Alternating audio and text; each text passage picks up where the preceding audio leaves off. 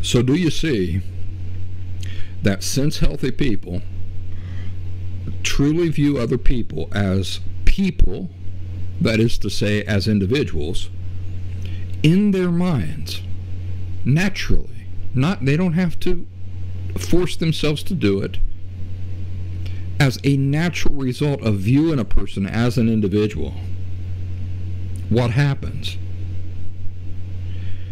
They naturally include the understanding. I mean, it just comes with viewing a person as a unique, standalone individual, an understanding of the fact that this person is not going to think like I think, is not going to have the same preferences that I have, is not going to have the same likes and dislikes, is not going to have the same worldview, is not going to agree with me on what the best movie of all time is not going to agree with me on who the best writer is of all time and who the best book is of all time. So do you see how that naturally leads to curiosity and interest in that person? What that naturally includes is that if they express an opinion that is contrary to your opinion, you're not going to take offense. Why not? Because you've already accepted that they're not going to have the same opinion as you. If they do end up having the same opinion that I have on something, it's going to be a complete coincidence. Why is it going to be a complete coincidence? Why is it not an expected thing? Because they're an individual. They are separate from you. There is no relation to you. They're a standalone individual. Questions like this will go through your mind when you meet a new person that you view as a completely unique and standalone individual. Wonder what makes that being, Jenny, unique, completely unique,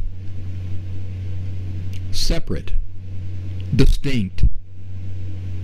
There's never been one of her or him on the face of the earth before, and there never will be again. Who is that person? How do I get to know who that person is? Well, I find out those things, don't I? Oh, broccoli is your favorite food of all time.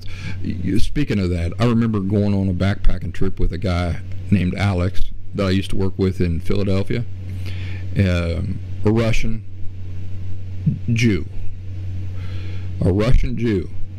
and I invite Alex to go backpacking with me. He had been in the Israeli army. Yeah, so he had gone and done his time in the Israeli army, come out, he become an occupational therapist. So I would interpret for him from time to time at the hospital, because he was an occupational therapist. Sometimes I'd be called on to be his interpreter. But I invited him on a backpacking trip. We got out there. I think it was either in like November, December, or February, something like that. It snowed that night. We woke up under a layer of snow. Anyway, we got to sitting around a fire there that night and talking. And I said, we'd talk about favorite foods. I said, what's your favorite food? And he said taters were his favorite food. I'll never forget this, that he said taters were his favorite food, potatoes. I'll tell you why it surprised me so much. I never gave any thought to potatoes. Never gave any thought to them. If you were to ask me at that time what my favorite food was, I would have said pizza or hamburgers or, something like that. And his answer really surprised me. Taters are Alex's favorite food. And of course, then I started putting two and two together. He's Russian, right? So there's kind of context for you, right? Because culturally, when you think of Russians, you think, yeah, okay, taters, vodka, that sort of thing. But I asked him, why? I mean, I was really curious. Why, Alex? Of all the things you could have picked, why a tater? He says, well, there's just so many things you can do with a tater. And do you know that that really, just that conversation with Alex about his favorite food being taters, first of all, it caused me to reevaluate the tater, which I had overlooked all my life. You eat French fries, you eat mashed taters, you eat fried taters. You eat. He's right. There's so many things you can do with a tater. Ever since then, I started throwing a tater or 2 taters into my backpack every time I go into the woods. Why? Because there's so much you can do with a tater. Do you see how, not viewing Alex as an individual, I would have said he's stupid, he's wrong. He's wrong. The tater is not a favorite food. It can't be. It doesn't qualify.